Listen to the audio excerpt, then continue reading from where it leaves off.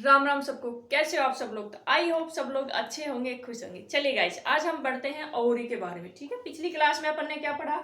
Uterus के बारे में पढ़ा, फैलोपियन ट्यूब के बारे में पढ़ा। तो आज हम बात करेंगे ओवरी के बारे में। तो ओवरी की स्ट्रक्चर क्या होती है, ओवरी का फंक्शन क्या होता है। ठीक है, तो चलिए, बहुत इंपॉर्टेंट टॉपिक है ये, बहुत इंटरेस्टिंग टॉपिक भी है। ठीक है, तो देखिए ओवरी क्या होती है।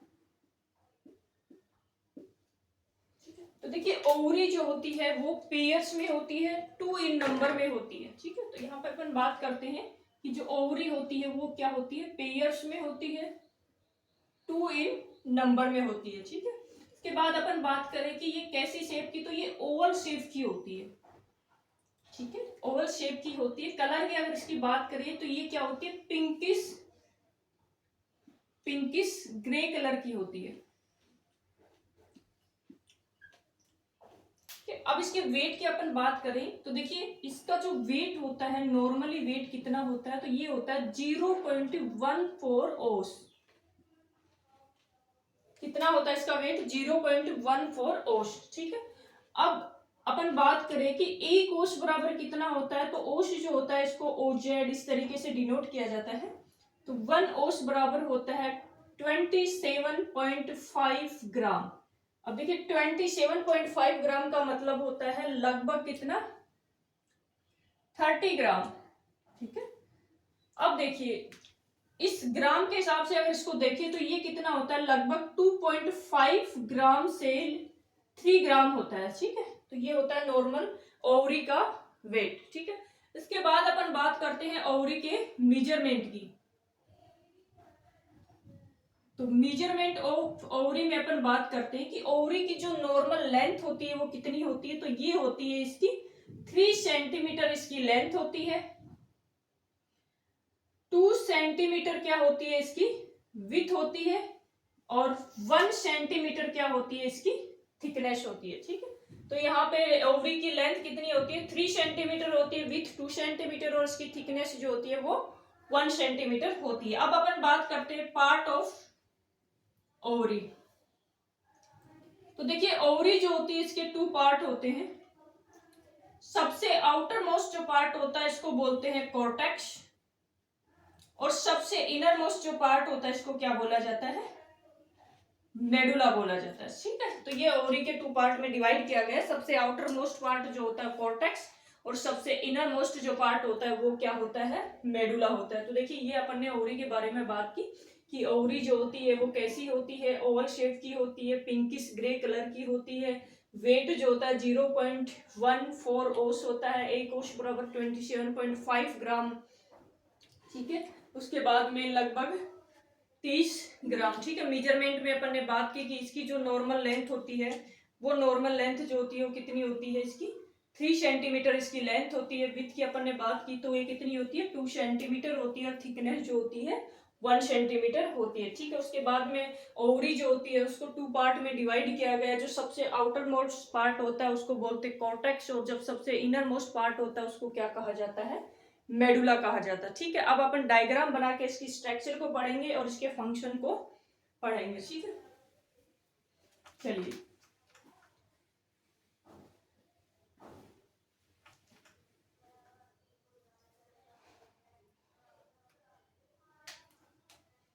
तो ये देखिए इसकी स्ट्रक्चर।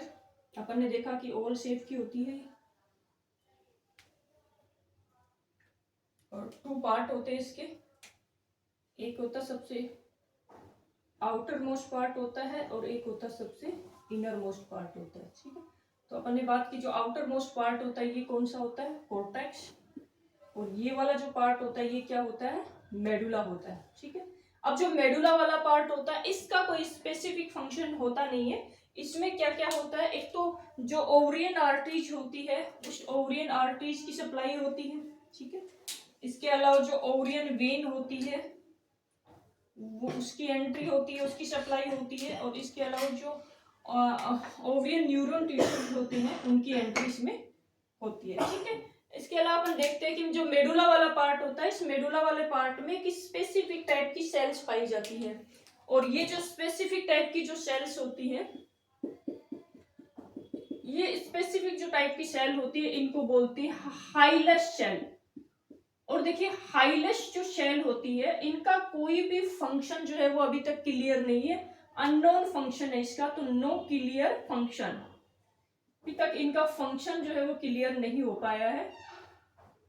ये माना जाता है कि जो हाइलस सेल होती है ये क्या करती है, जो मेल के स्क्रोटम के अंदर जो टेस्टिस होते हैं, टेस्टिस के अंदर जो लोब्स होते हैं, उन लोब्स के अंदर जो सेमनीफेरस ट्यूबल्स होती है, उस सेमनीफेरस ट्यूब के अंदर की तरफ एक स्पेसिफिक टाइप की सेल्स पाई जाती है। और वो जो स्पेसिफिक टाइप की सेल होती है उसको बोलते हैं लेडिंग सेल। और ये जो लेडिंग सेल होती है ये क्या करती है, तो ये लेडिंग सेल जो होती है ये क्या करती है, मेल के अंदर मेल सेक्स हार्मोन टेस्टोस्टेरोन जो हार्मोन होता है, इस हार्मोन का ये क्या करती है, फॉर्मेशन करती है, टेस्टोस्टेरोन हार्मोन। और ये टेस्टोस्टेरोन हार्मोन क्या करता है, एक तो स्पर्म का मैच्योरेशन करता है और दूसरा क्या करता है, मेल के अंदर सेकेंडरी सेक्सुअल कैरेक्टरिस्टिक का डेवलपमेंट करता है, सेकेंडरी सेक्सुअल कैरेक्टरिस्टिक का डेवलपमेंट करता है। तो यहाँ पे ये हाइलस सेल जो होती है वो क्या होती है, इस लेडिंग सेल के क्या होती है, होमोलोगस होती है, होमोलोगस होती है। अब होमोलोगस का मतलब क्या होता है, तो मोस्टली जो होते हैं ज्यादातर जो स्टूडेंट होते हैं उनको यहाँ पे कंफ्यूजन होता है, उनका मानना होता है कि होमोलोगस का मतलब होता है कि ये हाइलस सेल जो होती है इस लेडिंग सेल से जो है फिजियोलॉजिकली और एनाटॉमिकली जो है क्या सिमिलर है, बट ऐसा नहीं होता है। होमोलोगस का मतलब होता है कि देखिए जैसे होम है तो यहाँ पे होम का मतलब तो क्या होता है, सेम, और जो लोगस होता है, लोगस का मतलब क्या होता है, ओरिजिन। तो देखिए यहाँ पे होमोलोगस का मतलब होता है कि दो ऐसे ऑर्गन जिनका फॉर्मेशन जो होता है वो सेम टाइप के सेल टिश्यू से हो, उसको बोला जाता है होमोलोगस। तो यहाँ पे जिस सेल्स के द्वारा हाइलस सेल का फॉर्मेशन होता है उसी से किससे होता है, लेडिंग सेल का फॉर्मेशन भी उसी से होता है। तो इस वजह से हाइलस सेल जो होती है वो क्या होती है, लेडिंग सेल के होमोलोगस होती है, ठीक है। और इसका कोई स्पेसिफिक फंक्शन नहीं होता है, अभी तक इसका जो फंक्शन है वो अननोन है, ठीक है। तो ये होता है मेडुला वाला पार्ट। तो मेडुला वाले पार्ट में कुछ स्पेसिफिक कोई फंक्शन इसका होता नहीं है। इसमें क्या होती है, जितने भी blood vessels, ovarian blood vessels होती है, न्यूरॉन टिश्यू होते हैं, नर्वस होती है, ये सारी की सारी इसमें एंटर होती हैं। और इसमें अपन ने देखा कि एक स्पेसिफिक टाइप की सेल भी पाई जाती है, हाइलस सेल जो है, लेकिन इसका कोई स्पेसिफिक फंक्शन नहीं होता है, ठीक है। मेन जो फंक्शन होता है ओवरी का वो किस में होता है, कॉर्टेक्स वाले पार्ट में होता है। क्यों, क्योंकि कॉर्टेक्स वाला पार्ट जो होता है वहां पे क्या होता है, ओवुलेशन की प्रोसेस होती है। किस तरीके से होती है, तो देखिए यहाँ पे अपन ये इसकी जो ओवुलेशन की प्रोसेस होती है वो शुरू से देखते हैं। शुरू से कब, जब वो एक बच्ची माँ के पेट में होती है, पेट में होने के बाद जब उसकी डिलीवरी हो जाती है, डिलीवरी होने के बाद जब वो प्यूबर्टी एज में पहुंच जाती है, और हमें पता है कि जैसे ही वो प्यूबर्टी एज में पहुंचती है तो उसमें क्या होता है, ओवुलेशन की प्रोसेस स्टार्ट हो जाती है, ठीक है। उसमें फर्स्ट मेंस्ट्रुअल साइकिल स्टार्ट हो जाती है, जिसको क्या कहा जाता है, मीनार्की कहा जाता है। तो मीनार्की जो होती है वो उसमें किस तरीके से स्टार्ट होती है, क्या प्रोसेस उसकी होती है, ये सारी चीजें हम इसमें डिटेल से पढ़ेंगे। तो स्टार्टिंग से हम देखते हैं कि सबसे पहले सपोज ये एक मदर है, तो यहाँ पे देखिए ये क्या है, एक मदर है, और ये जो मदर होती है वो क्या है, प्रेग्नेंट है। कितने महीने, कितने, ये 3 से 4 वीक की प्रेगनेंसी है उसको।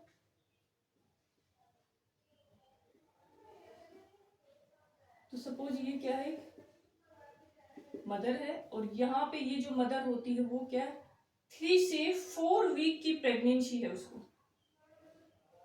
और इस मदर के यूट्रस के अंदर जो बेबी है वो क्या है, फीमेल बेबी है, गर्ल्स है इसके अंदर।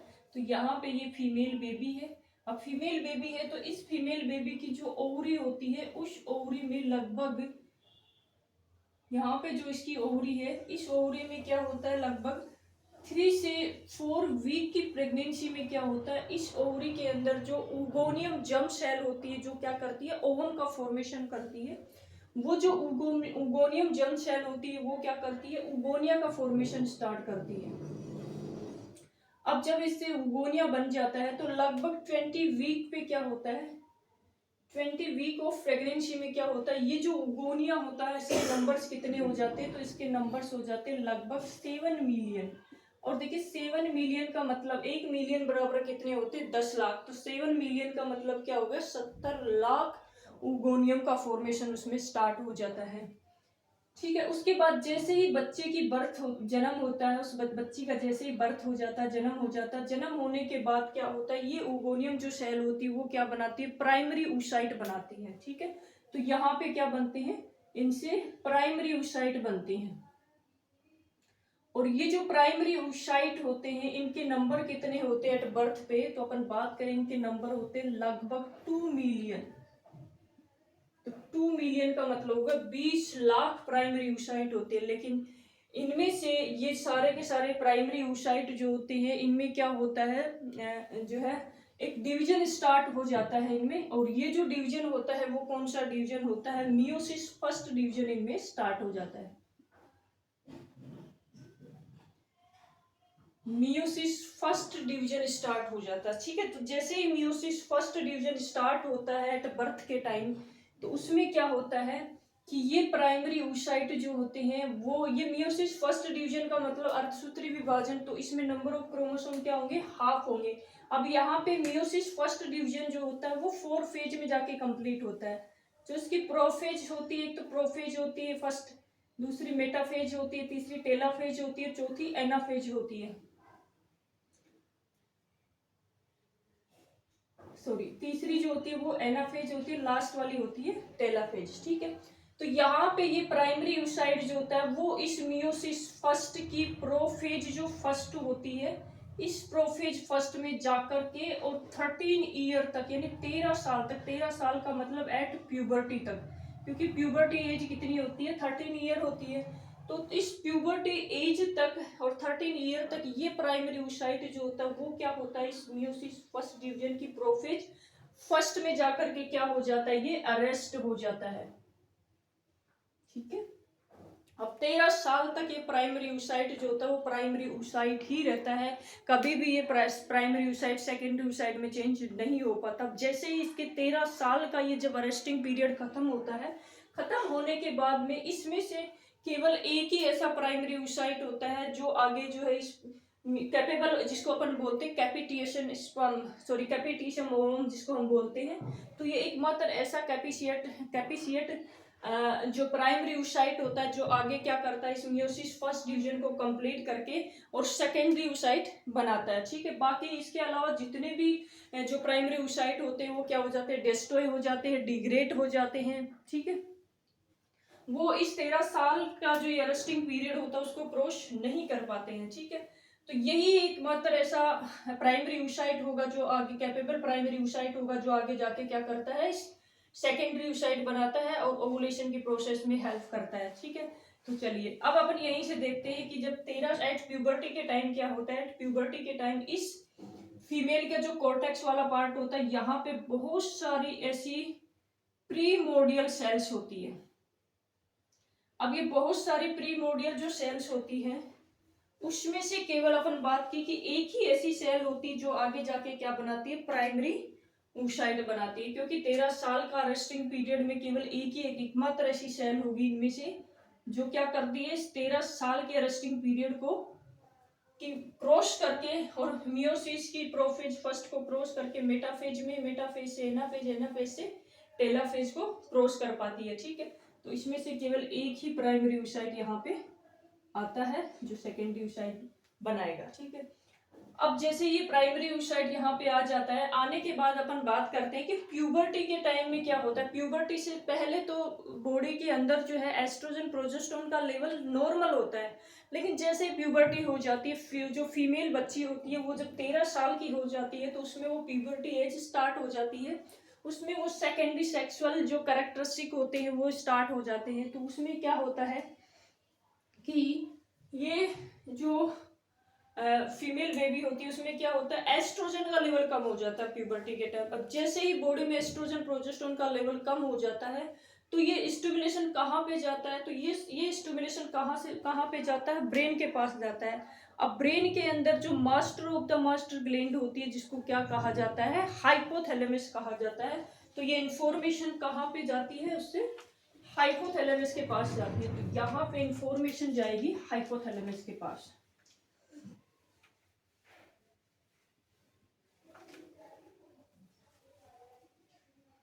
ठीक है, तो ये अपन डायग्राम बनाते हैं। यहाँ पे ये है हाइपोथैलेमस, और ये जो हाइपोथैलेमस होती है जिसको क्या बोला जाता है, master of the master gland कहा जाता है, क्योंकि बॉडी की जितनी भी ग्लैंड्स होती है सबको ये क्या करती है, कंट्रोल करती है। तो इस मास्टर ऑफ मास्टर ग्लैंड के पास इंफॉर्मेशन जाती है, और ये master of the master gland जो कि इसके द्वारा गोनेडोट्रोपिक रिलीजिंग हार्मोन सीक्रेट किया जाता है। अब क्या होता है, ये गोनेडोट्रोपिक रिलीजिंग हार्मोन जो होता है इसको कहाँ डाल दिया जाता है, तो इस हाइपोथैलेमस के जस्ट नीचे की तरफ जो होती है एक और ग्लैंड पाई जाती है, और ये जो ग्लैंड होती है इसको बोलते हैं मास्टर ग्लैंड। ये क्या है, master of the master gland, और इसके नीचे जो है ऐसे पी शेप की एक और ग्लैंड पाई जाती है जिसको क्या कहा जाता है, मास्टर ग्लैंड कहा जाता है। ये जो मास्टर ग्लैंड होती है इसको बोलते हैं पीयूष ग्लैंड या पिट्यूटरी ग्लैंड। और ये जो पिट्यूटरी ग्लैंड होती है इसके दो पार्ट होते हैं, एक तो एंटीरियर पार्ट होता है जिसको एडिनोहाइपोथीसिस कहा जाता है, और एक पोस्टीरियर पार्ट होता है जिसको न्यूरोहाइपोथीसिस कहा जाता है। तो देखिए यहाँ पे ये गोनेडोट्रोपिक रिलीजिंग हार्मोन जो होता है उसको इस पिट्यूटरी ग्लैंड का जो एडिनोहाइपोथीसिस पार्ट होता है वहां पे इसको डाल दिया जाता है। जैसे ये यहाँ पे आता है तो ये गोनेडोट्रोपिक हार्मोन क्या करता है, इसके अंदर जो गोनेडोट्रोपिक हार्मोन होता है उसको ये क्या करता है, स्टिमुलेट करता है, उसको रिलीज करने के लिए स्टिमुलेट किया जाता है। तो यहाँ पे ये स्टिमुलेट करता है गोनेडोट्रोपिक जो हार्मोन होता है उसको स्टिमुलेट किया जाता है। तो अब जब ये हार्मोन स्टिमुलेट होता है तो इस हार्मोन के द्वारा जो है टू गोनेडोट्रोपिक हार्मोन रिलीज किए जाते हैं। गोनेडोट्रोपिक हार्मोन कौन से होते हैं, तो एक तो होता है एफएसएच हार्मोन और दूसरा होता है एलएच हार्मोन। ठीक है, एफएसएच का मतलब होता है फॉलिकल स्टिमुलेटिंग हार्मोन, एलएच का मतलब होता है ल्यूटिनाइजिंग हार्मोन। अब देखिए ये एफएसएच का फॉर्मेशन बढ़ जाता है, एलएच जो होता है ये रेस्टिंग फॉर्म में चला जाता है, क्योंकि यहाँ पे अभी इसका कोई फंक्शन नहीं होता है, तो ये रेस्टिंग फॉर्म में होता है, इनएक्टिव फॉर्म में होता है। और जो एफएसएच होता है वो क्या होता है, एक्टिव फॉर्म में आ जाता है। ठीक है, अब जैसे ही एफएसएच एक्टिव फॉर्म में आता है तो वो क्या करता है, ये जो प्राइमरी oocyte होता है इसके चारों तरफ जो है फॉलिकल्स जो होते हैं उन फॉलिकल्स का मल्टीप्लिकेशन करता है और उनकी ग्रो करता है। तो यहाँ पे इस प्राइमरी oocyte के चारों तरफ जो है एक फॉलिकल्स का मल्टीप्लिकेशन होता है और एक फॉलिकल्स का फॉर्मेशन होता है। तो ये जो फॉलिकल्स इसका फॉर्मेशन हुआ यही को क्या बोलते हैं, प्राइमरी फॉलिकल्स। तो ये क्या है, प्राइमरी फॉलिकल्स, या इनको बोलते हैं ग्रोविंग फॉलिकल्स, ग्रोविंग फॉलिकल्स। और ये जो ग्रोविंग फॉलिकल्स होते हैं इन ग्रोविंग फॉलिकल्स के द्वारा क्या किया जाता है, एस्ट्रोजन हार्मोन का फॉर्मेशन किया जाता है। क्वेश्चन कई बार एग्जाम में पूछा जाता है कि एस्ट्रोजन का फॉर्मेशन कहाँ होता है, तो अपन लोग क्या पढ़ते हैं कि एस्ट्रोजन का फॉर्मेशन जो होता है वो ओवरी में होता है। एस्ट्रोजन का फॉर्मेशन ओवरी में भी कहाँ से होता है, तो ओवरी में जो ये फॉलिकल्स होते हैं, ग्रोविंग फॉलिकल्स होते हैं, इनके द्वारा एस्ट्रोजन का फॉर्मेशन किया जाता है। इससे क्या होता है, धीरे धीरे एस्ट्रोजन का लेवल क्या होता है, बढ़ना शुरू हो जाता है। तो यहाँ पे इसका फॉर्मेशन स्टार्ट हो गया, अब इसका लेवल बढ़ने लग जाता है। ठीक है, तो ये एफएसएच हार्मोन ने क्या किया, यहाँ पे ये वाला हो गया एफएसएच हार्मोन, और इसने क्या किया, इस प्राइमरी फॉलिकल्स के ग्रोथ और मल्टीप्लिकेशन को स्टिमुलेट किया। ठीक है, और इससे क्या बना, प्राइमरी फॉलिकल्स बना। अब यहाँ पे अपन बात करते हैं कि ये जो प्राइमरी फॉलिकल्स होती है इसकी जो साइज होती है वो 0.2 mm होती है।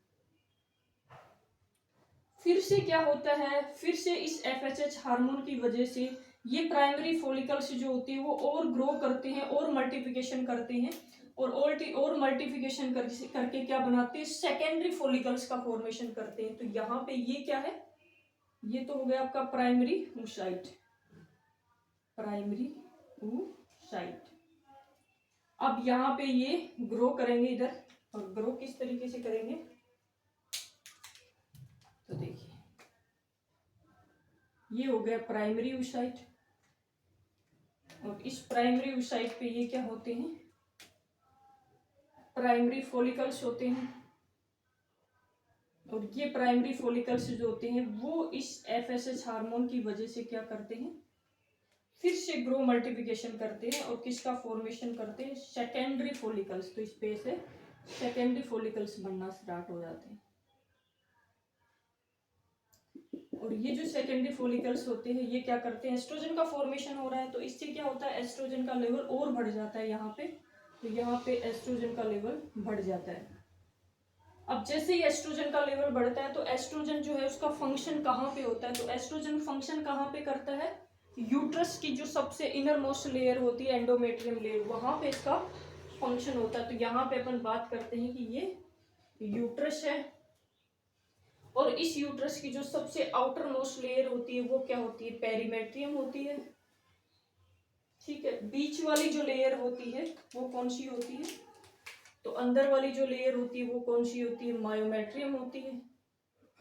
और सबसे इनर मोस्ट जो लेयर होती है उसको क्या बोला जाता है, एंडोमेट्रियम बोला जाता है। तो यहाँ पे सबसे इनर मोस्ट जो लेयर कौन सी है, एंडोमेट्रियम लेयर है। और एंडोमेट्रियम लेयर में भी ऐसे बेसल लेयर होती है, ये बेसल सेल होती है। अब ये बेसल सेल जो होती है, अब ये एस्ट्रोजन जो हार्मोन होता है जब इसका लेवल बढ़ने लग जाता है सेकेंडरी फॉलिकल्स के बाद, तो ये एस्ट्रोजन जो होता है वो डायरेक्ट ब्लड के थ्रू कहाँ पे आता है, इस यूट्रस में आता है। और यूट्रस की जो सबसे इनर मोस्ट लेयर होती है एंडोमेट्रियम लेयर, उस एंडोमेट्रियम लेयर की जो बेसल लेयर होती है उसमें ये क्या करता है, हाइपरप्लेजिया करता है। तो देखिए एस्ट्रोजन जो हार्मोन होता है उसका फंक्शन क्या होता है, एस्ट्रोजन हार्मोन काम क्या करता है, तो यहाँ पे एस्ट्रोजन हार्मोन क्या करता है, हाइपरप्लेजिया करता है।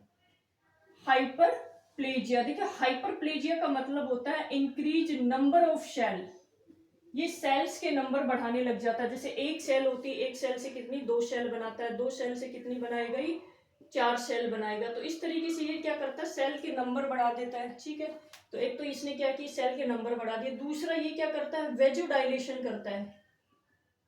अब जब वेजोडाइलेशन होगा तो उससे क्या होगा, ब्लड प्रेशर बढ़ेगा, बीपी बढ़ेगा तो ब्लड का फ्लो बढ़ेगा। तो यहाँ पे ये एस्ट्रोजन क्या करता है, इस ये जो बेसल सेल होती है इस बेसल सेल में क्या करता है, हाइपरप्लेजिया करता है। एक सेल से कितनी सेल बनाएगा, 2 सेल बनाएगा, और 2 से कितनी बनाएगा, 4 सेल बनाएगा। तो इस तरीके से ये यहाँ पे हाइपरप्लेजिया करता है। हाइपरप्लेजिया की वजह से पहले तो क्या होता है, स्टार्टिंग में जब एस्ट्रोजन का लेवल नहीं होता है तो उस टाइम में इस एंडोमेट्रियम की जो थिकनेस होती है वो होती है 1 mm। अब जैसे ही एस्ट्रोजन का लेवल बढ़ने लग जाता है, एस्ट्रोजन इस बेसल सेल का हाइपरप्लेजिया करने लग जाता है, तो यहाँ पे अब इस एंडोमेट्रियम की थिकनेस बढ़ जाती है। और कितनी बढ़ जाती है ये, तो ये लगभग 1 से बढ़ के कितनी हो जाती है, 2 से 4 mm तक इसकी थिकनेस बढ़ जाती है। ठीक है, तो यहाँ पे इस एंडोमेट्रियम की थिकनेस इसने बढ़ा दी। दूसरा क्या किया इसने, वेजोडाइलेशन किया। तो हमें पता है कि यूट्रस को ब्लड सप्लाई किसके द्वारा होती है, यूटेराइन आर्टरी के थ्रू होती है। तो यहाँ पे ये यूटेराइन आर्टरी जो होती है वो क्या करती है, इस यूट्रस को ब्लड सप्लाई करती है। और अपन ने देखा कि नॉर्मली जो यूटेराइन ब्लड सप्लाई होती है वो कितनी होती है, 50 ml पर मिनट होती है। तो ये क्या करता है, इस प्रोलिफिकेशन फेज के दौरान क्या होता है, यूट्रस की ब्लड सप्लाई जो होती है वो स्लाइटली बढ़ जाती है। क्यों होती है, एस्ट्रोजन हार्मोन की वजह से वेजोडाइलेशन होता है, वेजोडाइलेशन की वजह से अब ब्लड का फ्लो बढ़ जाता है। ये जरूरी भी होता है क्योंकि पहले तो एक ही लेयर थी, बेसल लेयर, इसको सिर्फ यहाँ तक ब्लड सप्लाई करनी थी। अब हाइपरप्लेजिया की वजह से एक नई जो है सेल्स का फॉर्मेशन होने लग गया, न्यू सेल का फॉर्मेशन होने की वजह से अब उन सेल्स को जीवित रहने के लिए क्या चाहिए, न्यूट्रिएंट्स चाहिए, ऑक्सीजन चाहिए, वो कहाँ से मिलेगी, ब्लड से मिलेगी। तो इस वजह से ये क्या करती है, वेजोडाइलेशन करती है ताकि यहाँ का ब्लड फ्लो बढ़ जाए। ये ब्लड फ्लो जो होता है वो बढ़ के कितना हो जाता है, 60 ml पर मिनट हो जाता है। ठीक है, और अब ये जो न्यू लेयर बनी है इसको बोलते हैं फंक्शनल लेयर। ठीक है, तो इस तरीके से एस्ट्रोजन जो है वो क्या करता है, यूट्रस की जो एंडोमेट्रियम लेयर होती है उसकी हाइपर बेसल सेल जो होती है उसमें हाइपरप्लेजिया करता है, उसकी थिकनेस को बढ़ा देता है और न्यू फंक्शनल लेयर का फॉर्मेशन कर देता है। ठीक है, तो ये हो गया एस्ट्रोजन का फंक्शन। और ये कौन सा बन गया आपका, सेकेंडरी फॉलिकल्स। तो यहाँ पे ये जो इसका फॉर्मेशन हुआ है ये क्या है, ये क्या है, सेकेंडरी फॉलिकल्स। सेकेंडरी फॉलिकल्स बनते हैं। अब देखिए ये जो सेकेंडरी फॉलिकल्स होते हैं इनमें फिर वही एफएसएच हार्मोन जो है उसकी वजह से क्या होता है, फिर से ये फॉलिकल्स क्या करते हैं, ग्रो करते हैं और ग्रो करके सेकेंड फॉलिकल से किसका फॉर्मेशन करते हैं, ये एक और फॉलिकल्स की लेयर का फॉर्मेशन करते हैं। और वो जो एक और फॉलिकल्स लेयर होती है उसको बोलते हैं थर्ड फॉलिकल्स। यहाँ पे क्या बनता है इनसे, ये आपका प्राइमरी ऊसाइट है, ठीक है, और इसके चारों तरफ जो है ये प्राइमरी फॉलिकल्स होते हैं। प्राइमरी फॉलिकल्स के चारों तरफ सेकेंडरी फॉलिकल्स होती हैं और सेकेंडरी फॉलिकल्स के बाद क्या बनते हैं, एक नए फॉलिकल्स की लेयर और बन जाती है जिसको क्या कहा जाता है, टर्सरी फॉलिकल्स या थर्ड फॉलिकल्स। अब ये जो थर्ड फॉलिकल्स होते हैं ये क्या होते हैं, धीरे धीरे फिर क्या होने लग जाते हैं, मेच्योर होने लग जाते हैं। और जैसे ये फॉलिकल्स मेच्योर होने लग जाते हैं तो इनको क्या कहा जाता है, जब ये फॉलिकल्स लगभग कब होता है तो देखिए 12 से 13 डे पे क्या होता है, ये टर्सरी फॉलिकल्स जो होते हैं मेच्योर होने लग जाते हैं। और जैसे ये फॉलिकल्स मेच्योर होने लग जाते हैं तो अब इन मेच्योर फॉलिकल्स को क्या कहा जाता है, ग्राफियन फॉलिकल्स, अब इनको कहा जाता है ग्राफियन फॉलिकल्स। अब इन मेच्योर फॉलिकल्स जो है इनको ग्राफियन फॉलिकल्स क्यों कहा जाता है, क्योंकि सबसे पहले इनकी डिस्कवरी जो होती है वो डीग्राफ नामक के हूलैंड के एक गायनिकोलॉजिस्ट थे, हूलैंड के एक गायनिकोलॉजिस्ट थे जिनका नाम था डीग्राफ। तो डीग्राफ नामक के साइंटिस्ट ने क्या किया था, सबसे पहले इनको डिस्कवर किया था, इस वजह से इनको क्या बोलते हैं, डीग्राफ नामक एक साइंटिस्ट ने क्या की थी, इसकी डिस्कवरी की थी, इस वजह से इसको क्या कहते हैं, ग्राफियन फॉलिकल्स कहा जाता है, ठीक है। अब यहाँ पे ये जो ग्राफियन फॉलिकल्स होते हैं वो क्या होते हैं, मेच्योर फॉलिकल्स होते हैं, पहली बात। दूसरा, यहाँ पे वही एस्ट्रोजन का लेवल जो होता है वो बहुत ज्यादा बढ़ जाता है और बहुत ज्यादा बढ़ने की वजह से वही क्या करता है, फिर से जो एंडोमेट्रियम लेयर होती है उस एंडोमेट्रियम में हाइपरप्लेजिया और वेजोडाइलेशन करता है, ठीक। अब जैसे ही एस्ट्रोजन का लेवल बहुत ज्यादा बढ़ जाता है, बढ़ने के बाद में क्या करता है, एस्ट्रोजन जो होता है एफएसएच के जस्ट अपोजिट काम करता है। अगर बॉडी में एस्ट्रोजन का लेवल कम होगा तो एफएसएच का लेवल ज्यादा होगा, अगर एफएसएच का लेवल ज्यादा होगा तो एस्ट्रोजन का लेवल क्या होता है, कम होता है। तो यहाँ पे अपन देखते हैं कि अब एस्ट्रोजन का लेवल बढ़ रहा है, ठीक है, जैसे ही एस्ट्रोजन का लेवल बढ़ रहा है तो अब इस एफएसएच का लेवल क्या हो जाता है, कम होने लग जाता है, ठीक है। और लगभग 12वें-13वें दिन क्या होता है, इस एफएसएच का लेवल बिल्कुल ही कम हो जाता है। क्यों, क्योंकि अब जो है हमें और फॉलिकल्स की जरूरत नहीं है, जो ग्राफियन फॉलिकल्स बन चुके हैं, अब और फॉलिकल्स के फॉर्मेशन की जरूरत नहीं है, ठीक है। तो अब इसका फंक्शन जो होता है वो खत्म हो जाता है। अब फंक्शन किसका शुरू होता है, ल्यूटिनाइजिंग हार्मोन का फंक्शन स्टार्ट हो जाता है। तो अब एफएसएच जो होता है वो तो रेस्टिंग फॉर्म में चला जाता है और एलएच जो होता है वो एक्टिव फॉर्म में आ जाता है, ठीक है। अब इन मेच्योर जो ग्राफियन फॉलिकल्स होते हैं इन पे एलएच जो हार्मोन है उसका सीक्रेशन स्टार्ट होता है। तो यहाँ पे एलएच हार्मोन जो है इन पे सीक्रेट होने लगता है। जैसे ही एलएच हार्मोन का सीक्रेशन स्टार्ट हो जाता है उसको बोलते हैं एलएच सर्च, ठीक है, ये पढ़ा होगा आपने, एलएच सर्च, ठीक है। तो एलएच सर्चिंग स्टार्ट हो जाती है। अब देखिए यहाँ पे जो ये प्राइमरी ऊसाइट होती है, इस प्राइमरी ऊसाइट के अंदर भी जो मियोसिस फर्स्ट डिवीजन होता है वो क्या हो जाता है, कंप्लीट हो जाता है। कंप्लीट होने के बाद में ये प्राइमरी ऊसाइट जो होती है वो डिवाइड होती है। यहाँ पे प्राइमरी ऊसाइट जो होती है वो डिवाइड होती है मियोसिस फर्स्ट डिवीजन होने के बाद में, और क्या बनाती है, एक तो सेकेंडरी ऊसाइट बनाती है, एक फर्स्ट पोलर बॉडी बनाती है। अब देखिए ये दोनों बिल्कुल एक दूसरे से सेपरेट नहीं होती, ये एक ही सेल होती है। इनमें क्या होता है, जो साइटोप्लाज्म होता है, देखिए नॉर्मल जो सेल होती है उस सेल के अंदर जो फ्लूइड होता है उसको तो क्या बोलते हैं, साइटोप्लाज्म। लेकिन ओवरी वाली जो सेल होती है, ओम की जो सेल होती है उसके अंदर जो फ्लूइड होता है उसको साइटोप्लाज्म ने क्या बोल के उसको क्या बोलते हैं, ओप्लाज्म, ओप्लाज्मा, ठीक है। साइटो का मतलब सेल, ओ का मतलब ओवरी। तो ये ओवरी सेल के अंदर ये जो फ्लूइड होता है इसको बोलते हैं ओप्लाज्म।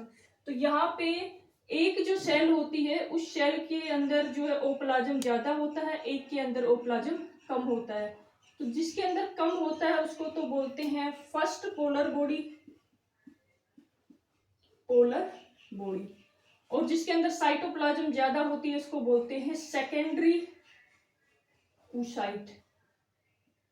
अब यहाँ पे दोनों की दोनों जो शेल होती है इसके अंदर नंबर ऑफ क्रोमोसोम तो सिमिलर होते हैं, हाफ होते हैं, 23 ही होते हैं, लेकिन एक सेल होती है उसका साइटोप्लाज्म ओप्लाज्म ज्यादा होता है, एक का ओप्लाज्म कम होता है। ठीक है, अब ये जो फर्स्ट पोलर बॉडी होती है वो इस सेकेंडरी oocyte के पोल पे जाकर के इकट्ठी हो जाती है, पोल की साइड में हो जाती है। तो पोल की साइड में होने की वजह से इसको क्या कहते हैं, फर्स्ट पोलर बॉडी कहा जाता है। ठीक है, और इसका कोई स्पेसिफिक फंक्शन नहीं होता। ये क्या करती है, एक तो सेल डिवीजन में हेल्प करती है और दूसरा ये क्या करती है, इसको सिर्फ न्यूट्रिशन प्रोवाइड करती है, बाकी इसका कोई स्पेसिफिक फंक्शन नहीं होता। मेन फंक्शन किसका होता है, इस सेकेंडरी oocyte का होता है। तो यहाँ पे जो है इस प्राइमरी oocyte से जो है एक सेकेंडरी oocyte बन जाती है और ये जो सेकेंडरी oocyte होती है इस सेकेंडरी oocyte के पोल पे एक पोलर बॉडी, तो ये सेकेंडरी oocyte हो गया, ये पोलर बॉडी होगी। ठीक है, तो यहाँ पे ये सेकेंडरी oocyte बन जाता है और ये फोलिकल्स जो है वो भी ग्राफियन फोलिकल्स में चेंज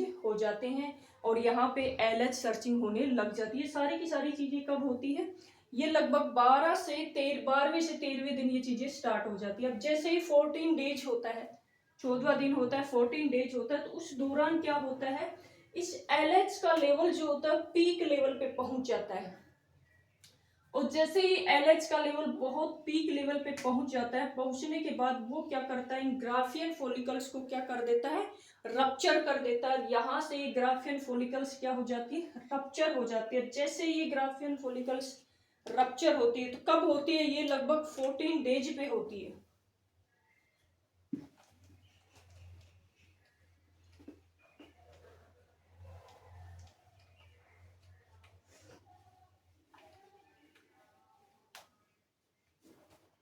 तो देखिए यहाँ पे अब क्या होता है, लगभग 14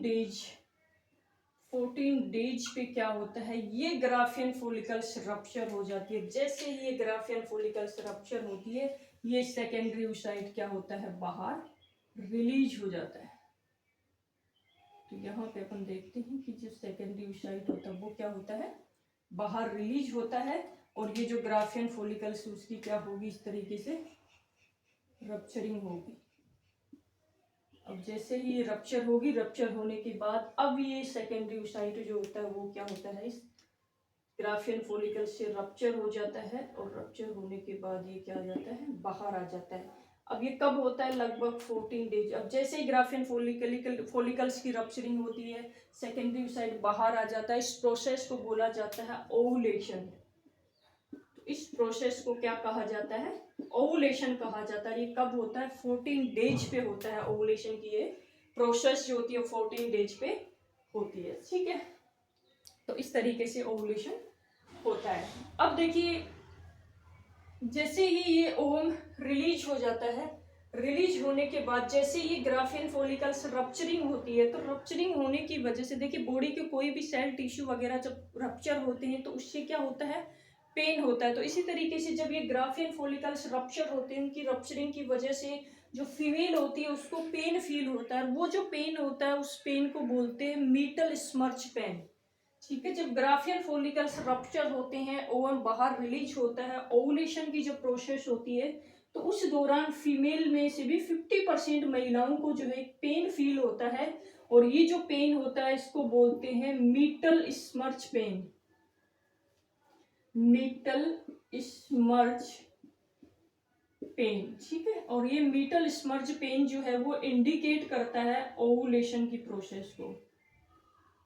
ये किसको इंडिकेट करता है, ओवुलेशन की प्रोसेस को इंडिकेट करता है। अब ये 50% महिलाओं में फील होता है, 50% में नहीं होता।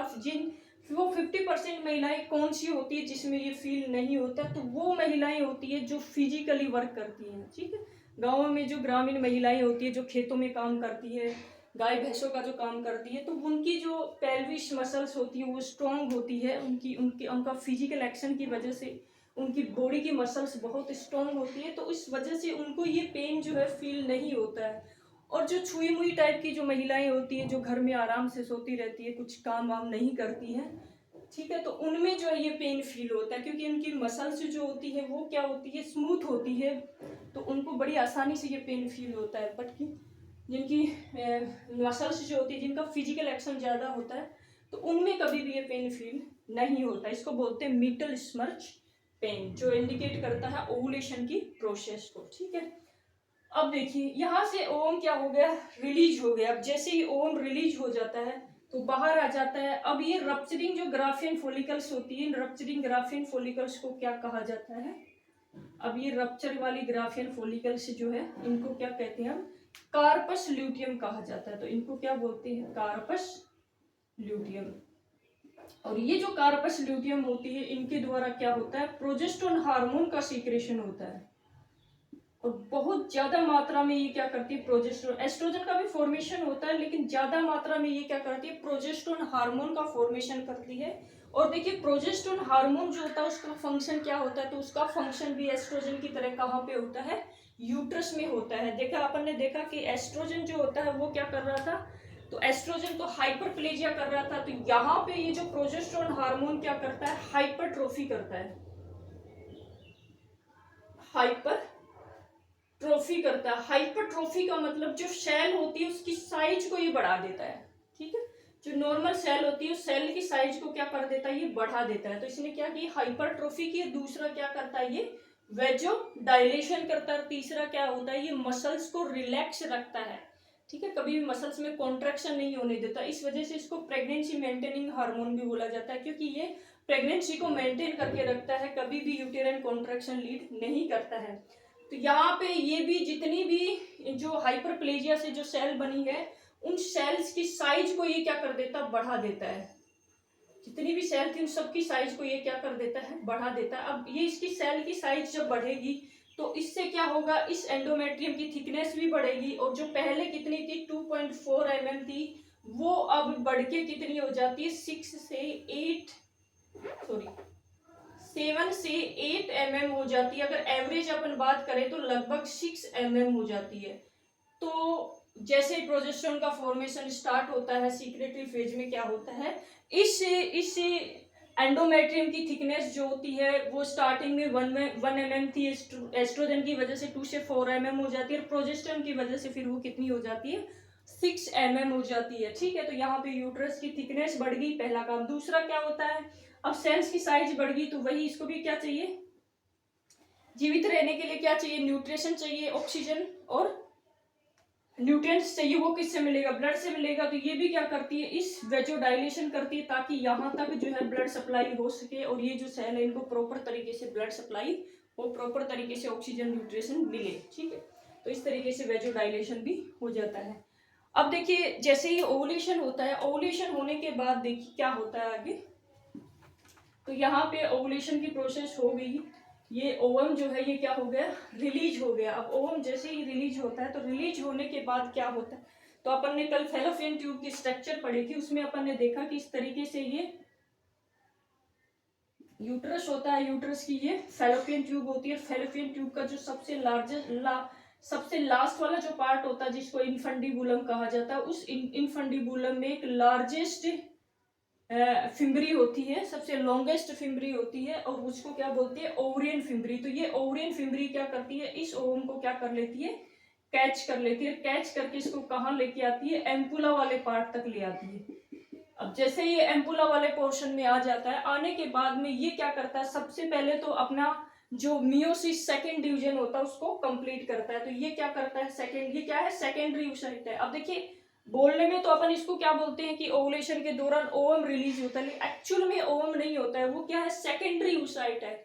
ओवम कब बनेगा? जब ये अपने मियोसिस सेकेंड डिवीजन कंप्लीट करेगा, उसके बाद ओवम बनता है। उससे पहले तो क्या होता है? ये सेकेंडरी oocyte होता है। ठीक है, तो यहाँ पे ये जो सेकेंडरी oocyte होता है वो कहाँ होता है? एम्पुला वाले पोर्शन में पहुंच जाता है। जैसे ये एम्पुला वाले पोर्शन में पहुंचता है, तो यहाँ पे ये क्या करता है? अपना मियोसिस सेकेंड डिवीजन जो होता है इसमें स्टार्ट हो जाता है। ठीक है, और मियोसिस सेकेंड डिवीजन जब ये स्टार्ट करता है, तो मैंने बताया कि ये कितनी फेज में कंप्लीट होता है?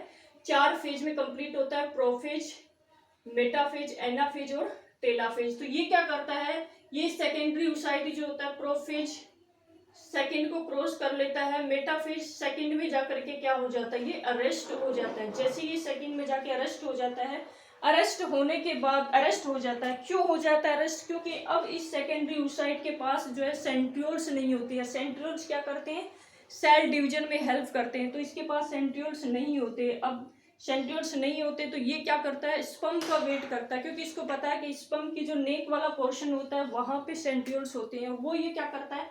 उन सेंट्रियोल्स को यूज करके अपना मियोसिस सेकेंड डिवीजन कंप्लीट करता है। अब ये किस पे डिपेंड करता है? फर्टिलाइजेशन की प्रोसेस पे डिपेंड करता है। अगर इस दौरान फर्टिलाइजेशन की प्रोसेस हो जाती है और इस ओवम का और इधर से ये जो स्पर्म जो होता है इन दोनों का फ्यूजन हो जाता है, तो ये क्या करता है? सेकेंडरी oocyte इस ओवम के नेक वाले पोर्शन में जो सेंट्रियोल्स होते हैं उन सेंट्रियोल्स को यूज में लेके ये क्या करता है? अपना cell meiosis second division complete करता है और इस सेकेंडरी oocyte से क्या बनाता है?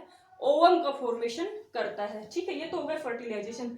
अगर फर्टिलाइजेशन की प्रोसेस नहीं हो पाती है उस सिचुएशन में क्या होता है कि ये जो ओवम होता है इसका लाइफ स्पैन कितना होता है? 12 से 24 घंटे होता है। 12 से 24 घंटे तक तो ये रहता है। उसके बाद में क्या होता है? ये जो है 12 से 24 घंटे बाद क्या हो जाता है? ये डिग्रेड हो जाता है, खत्म हो जाता है, नष्ट हो जाता है और यहाँ इस यूट्रस के लोअर पोर्शन में आकर के क्या हो जाता है? ये इकट्ठा हो जाता है, स्टोर हो जाता है। ठीक है, उसके बाद में जैसे ही ये डिग्रेड हो जाता है, डिग्रेड होने के बाद में यहाँ पे जो ये कार्पस ल्यूटियम होती है ये भी क्या हो जाती है? डिग्रेड हो जाती है। कार्पस ल्यूटियम किसका फॉर्मेशन करती है? Corpus albicans. कार्पस एल्बिकेंस का फॉर्मेशन करती है। ठीक है, जैसे ही कार्पस एल्बिकेंस बनता है तो उस दौरान क्या होता है? प्रोजेस्टेरोन का लेवल कम हो जाता है। अब जैसे ही प्रोजेस्टेरोन का लेवल कम हो जाता है, दूसरा क्या होता है? एस्ट्रोजन का लेवल भी कम हो जाता है।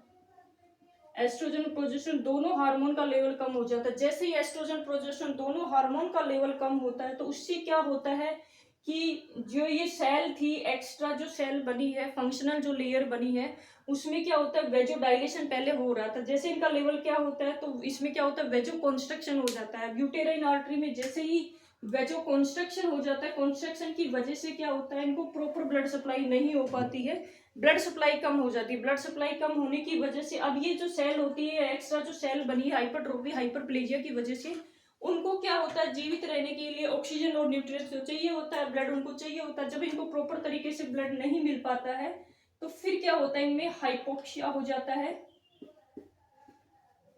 हाइपोक्सिया हो जाता है। हाइपोक्सिया की वजह से ये सेल जो होती है इनमें नेक्रोसिस स्टार्ट हो जाता है। धीरे धीरे ये क्या हो जाती है? डिग्रेड होने लग जाती है और डिग्रेड होने के लिए वजह से इनकी शेडिंग होने लग जाती है और ये भी कहाँ आती है? यहीं पे आकर के क्या हो जाती है?